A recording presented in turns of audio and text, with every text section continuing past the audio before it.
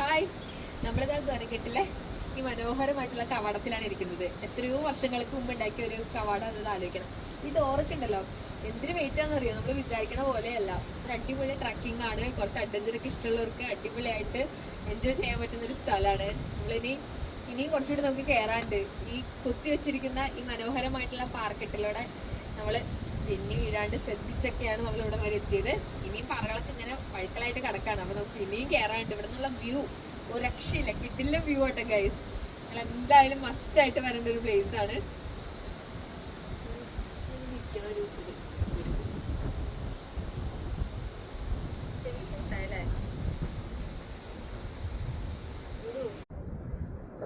നമ്മൾ എവിടെ നിന്ന് വന്നാന്ന് പോലും മനസ്സിലാവുന്നില്ല കേട്ടോ. ഈ കാട്ടിൻ്റെ ഉള്ളിൽ നിന്ന് എവിടെ നിന്നാണ് നമ്മൾ കയറി വന്നത്.